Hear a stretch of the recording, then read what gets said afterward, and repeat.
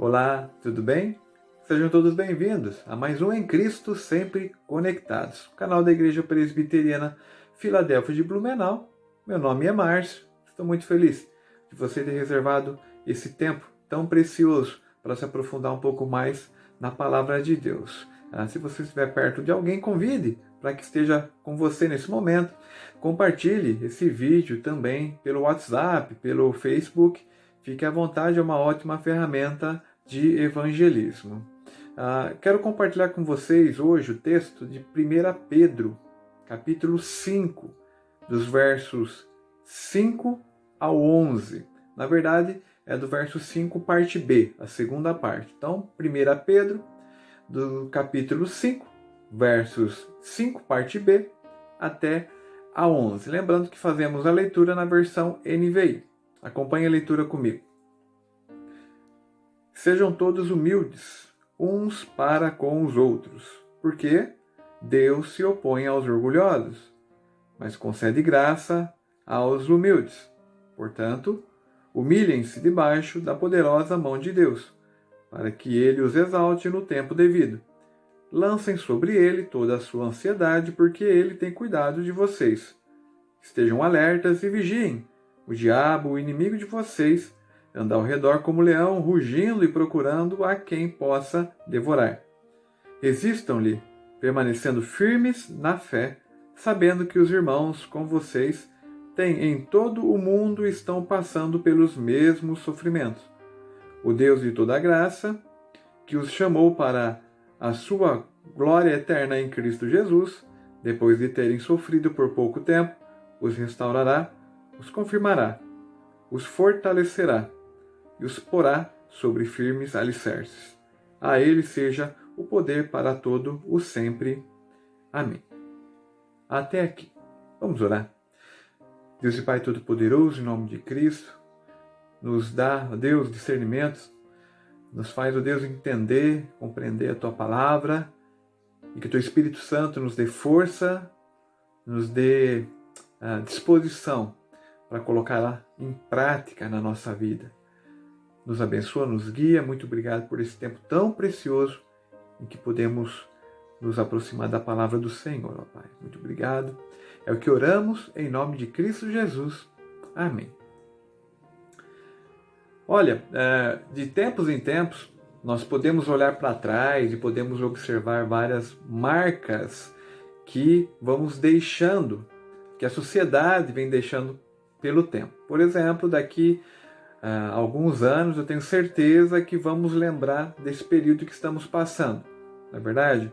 Período em que, afetados mundialmente pela pandemia do Covid-19, além da questão da saúde, é muito interessante observar como que as pessoas têm se preocupado, aparentemente se preocupado mais umas com as outras. E eu tenho fé de que isso vai perdurar. Essa, certamente, pelo menos eu creio, será uma marca que ficará desse tempo. Qual é a marca, pastor? A marca do cuidado, né? Em que as pessoas olham mais umas para as outras e procuram, dentro das suas possibilidades, amparar a pessoas que estejam sofrendo, um olhar mais humanizado, digamos assim, né? Isso é uma marca boa. Existem marcas que de fato positivas são, mas existem outras marcas negativas. Temos vários exemplos exatamente nesse tempo de pessoas que têm tentado tirar proveito de todo esse contexto. É uma pena, né? Não vou citar nenhum exemplo aqui, mas é só você correr um pouco pela internet, olhar algumas reportagens na televisão e você verá vários casos de abuso. São marcas negativas que, infelizmente, a sociedade pode deixar também. Mas o ponto é que sim, de tempos em tempos nós podemos olhar para trás e observar algumas marcas que deixamos na história. Marcas, algumas positivas e outras negativas. O cristianismo também tem suas marcas. A grande questão é que as marcas do cristianismo transpõem gerações. Elas não vêm e vão, pelo menos não devem. As marcas que Cristo deixa, as marcas que aqueles que dizem crer em Cristo deixam no mundo, devem ser cultivadas e devem ser marcas permanentes. E é de alguma dessas marcas, na verdade 4, que podemos observar no texto em que acabamos de ler, que quero compartilhar com você. Então, se podemos propor um tema para essa mensagem, é as marcas do cristianismo. A primeira marca nós podemos observar no primeiro verso que lemos ali, né? 1 Pedro, capítulo 5, verso 5, parte B, que diz assim, olha, lembre comigo. Sejam todos humildes uns para com os outros, porque Deus se opõe aos orgulhosos, mas concede graça aos humildes.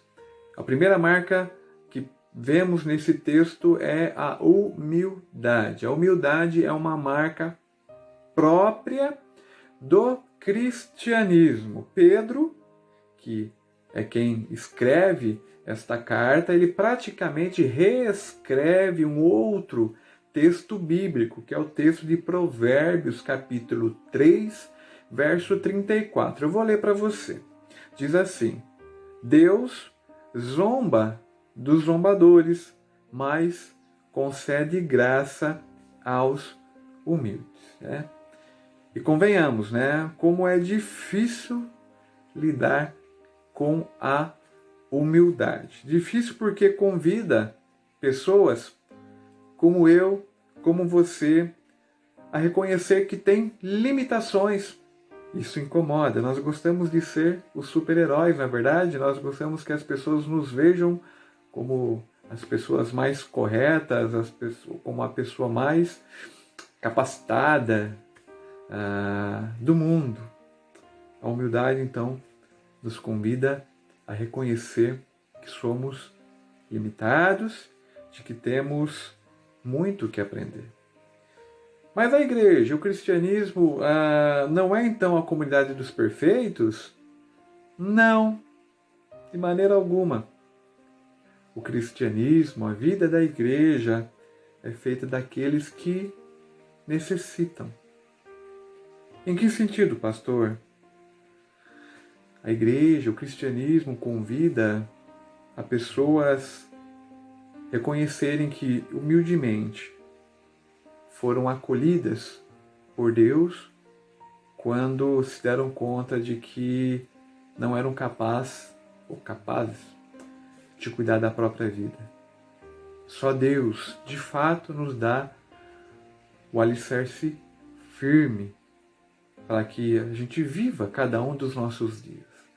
Por isso que eu digo que é tão difícil a humildade, porque convida realmente para que a gente reconheça que somos limitados, que nem sempre teremos a solução para os problemas. Por isso que a humildade é uma poderosa marca da caminhada com Cristo, porque Deus se opõe aos orgulhosos, mas concede graça aos humildes. Então essa é a primeira marca, humildade. Temos uma segunda marca nesse texto e ela está no verso 7. Diz assim, releia comigo. Lancem sobre ele toda a sua ansiedade, porque ele tem cuidado de vocês. A segunda marca que vemos aqui é a confiança. Lancem sobre ele, no caso ele é Deus, lance sobre ele toda a sua ansiedade, trocando um pouco as palavras, confie em Deus. Falando um pouco sobre ansiedade certamente em tempos difíceis pode nos destruir, pode destruir a nossa vida individualmente, pode destruir a nossa convivência enquanto comunidade, enquanto família também.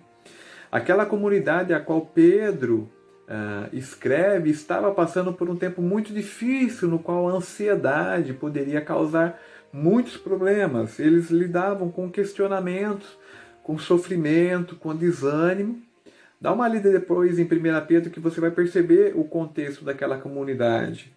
E todo esse cenário gerava ansiedade, todo esse cenário poderia fazer com que aqueles cristãos perdessem o foco, esquecessem de em quem que eles de fato podem confiar e deveriam confiar.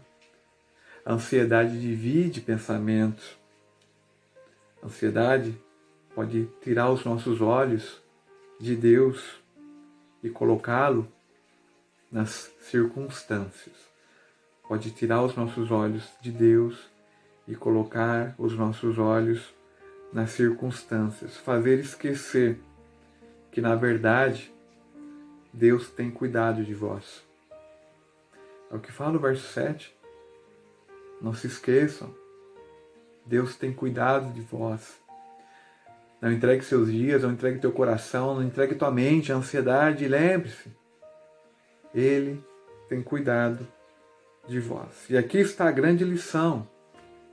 Se Deus foi capaz de enviar o próprio Filho para morrer na cruz no nosso lugar e pagar o preço que nenhum de nós teria condições de pagar, que é cumprir na íntegra a vontade de Deus, algo que nenhum de nós é capaz de fazer, só Cristo. Se Deus foi capaz de oferecer o próprio Filho a morrer na cruz para reconciliar um povo seu, para nos reconciliar com Ele, se Deus foi capaz de fazer ato tão tremendo de amor e de sacrifício por amor de nós, será que Ele não seria então capaz de sustentar a nossa vida? Responda. É claro que sim. Ele tem cuidado de vós. Confiança. Essa é uma marca. Mais uma das marcas que devem acompanhar o cristianismo.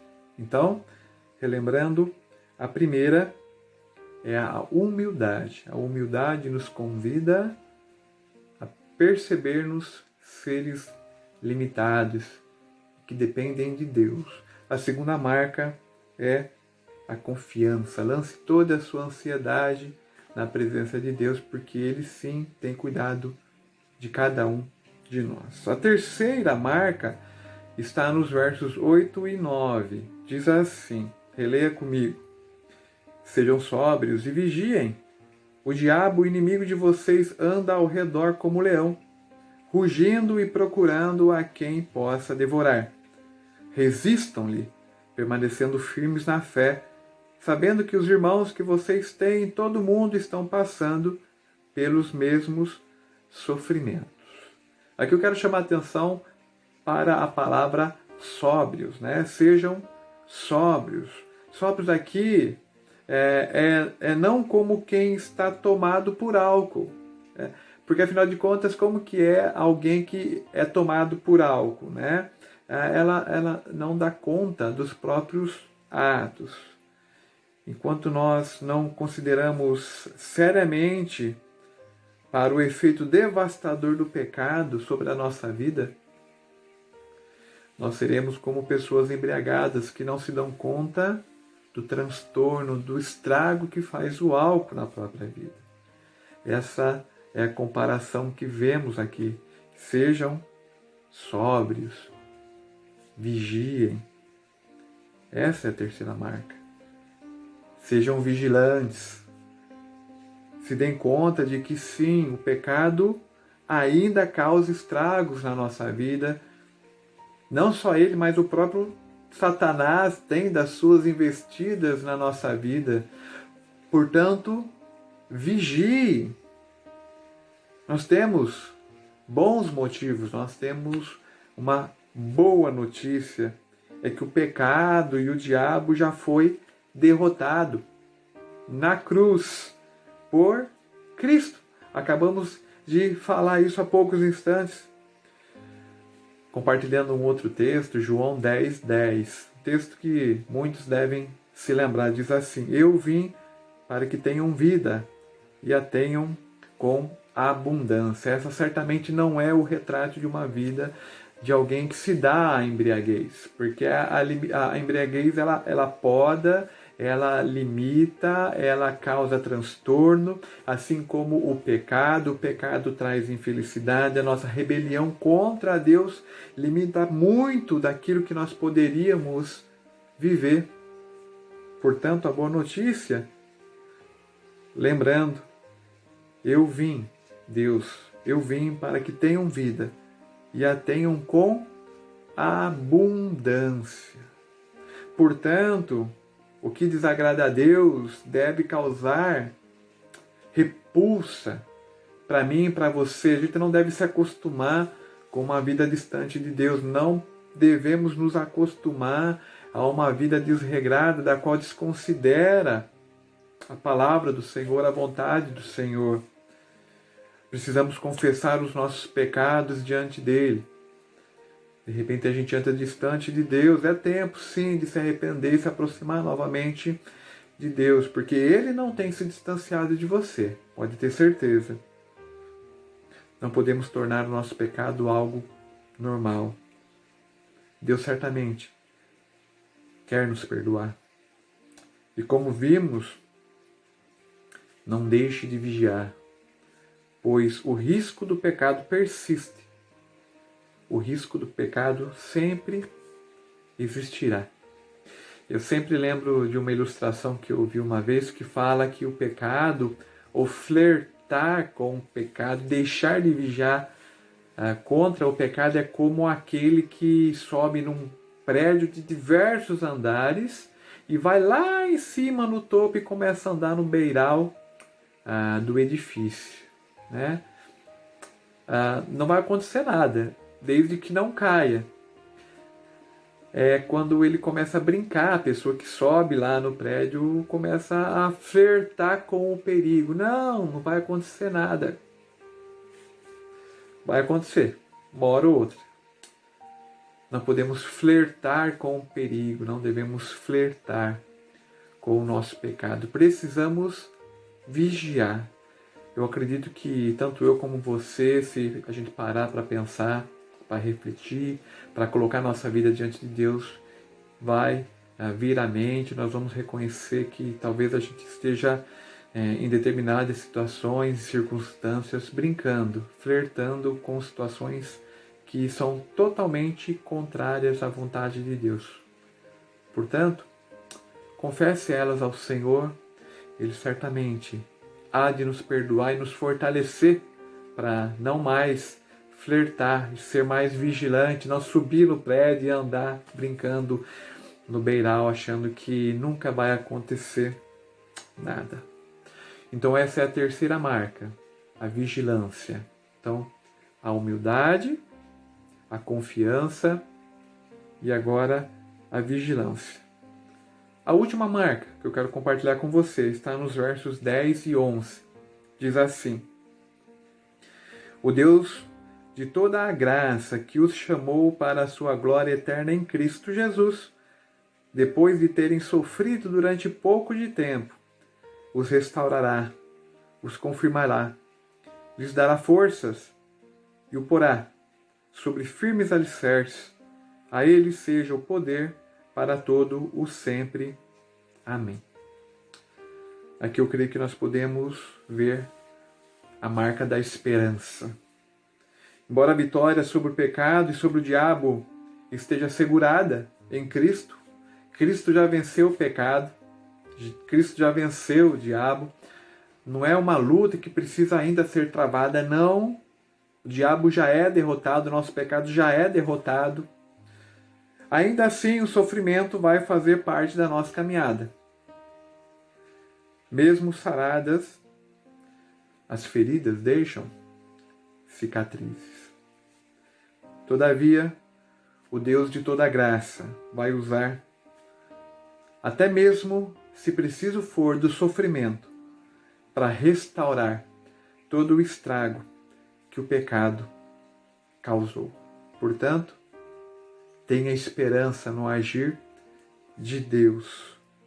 Tenha esperança. Deus dará forças para você prosseguir. E por quê? Porque você é forte? Porque Deus é fiel e Ele tem cuidado de vós. A carta de Paulo aos Romanos, no capítulo 8, verso 18, fala algo também que nos renova a fé e a esperança. Diz assim: considero que os nossos sofrimentos atuais não podem ser comparados com a glória que em nós será revelada. O olhar de Paulo, e conheça um pouco da história de Paulo, e você verá que ele enfrentou grandes perseguições, me parece, em textos como esse, que ele mantinha a esperança firme aonde deveria estar. Mantenha a esperança é uma marca que atravessa gerações, é uma marca do cristianismo, é uma marca daqueles que se acostumam a caminhar com Deus. E aqui eu quero concluir. Embora o mundo sofra profundamente os efeitos do pecado, embora o mundo sofra profundamente com as ações do diabo, Cristo deixou as suas marcas. E a igreja, o cristão, tem como missão fazer com que essas marcas de Cristo atravessem gerações para a honra e glória de Deus. Inclusive, e também é mais uma marca, só que a gente não vai falar hoje, através do serviço. O serviço, que na verdade ela faz parte do amor ao próximo, também é uma marca do cristianismo, que nós como cristãos, como igreja do Senhor, a gente propague as marcas de Cristo: humildade, esperança, confiança, vigilância, que muitos venham a conhecer a Deus através da tua vida, através da vida da igreja em que você congrega, com esperança, vigilância, confiança e humilde serviço. Cultive as marcas de Cristo e que a Deus seja toda a honra e toda a glória. Amém? Vamos orar? Deus e Pai Todo-Poderoso, em nome de Cristo Jesus, somos gratos porque o Senhor nos lembra de que o Senhor cravou suas marcas no nosso coração e na nossa vida, que embora o pecado ainda insista e que o diabo ainda insista em fazer estragos, nós podemos sim ter esperança, ter confiança, podemos sim ver que há lucro na humildade, que podemos sim perceber que o Senhor tem lutado por nós, ó Pai, e tem cuidado de nós. Abençoa, Deus, cada família representada por aqueles que nos acompanham nesse momento. Abençoa as famílias, restaura os lares, os relacionamentos, as famílias, e que nesse tempo de pandemia, de fato, a gente possa propagar o cuidado, o amor para com o próximo, sair da zona de conforto e nos colocar à disposição do próximo, ó Pai, porque o Senhor tem nos abençoado tão grandemente que nós encontremos, ó Deus, alegria em compartilhar dessas tantas bênçãos na vida de outras pessoas, ó Pai. Muito obrigado por tudo e que no final, tudo, ó Pai, seja para a honra e glória do Senhor. Perdoe os nossos pecados, as nossas imperfeições, mas fortalece os nossos passos no Senhor. Renova a esperança na nossa vida, ó Pai. Nós oramos e agradecemos em nome de Cristo Jesus. Amém. Amém? Que bom. Uma palavra, eu creio que conforta o nosso coração, que nos traz ânimo. E é nesse intuito que eu quero desejar que Deus te abençoe nessa semana que se inicia. Deus te abençoe. Nos acompanhe nas redes sociais. Toda terça-feira temos liberado devocionais mais curtinhos, não tão longos quanto essa mensagem, mas toda terça-feira aqui no canal tem devocional. Quinta-feira tem encontro de oração online. Participe, mesmo que de repente você ainda não faça parte da convivência da nossa igreja, participe também do nosso encontro de oração online, toda quinta-feira, às 20 horas. Dê uma olhada ali no nosso Facebook, que tem maiores instruções. E essas mensagens dominicais, como essa que você está acompanhando agora. Tá bom? Fica o convite. Que Deus te abençoe e no mais, em Cristo, sempre conectados. Até. Deus abençoe.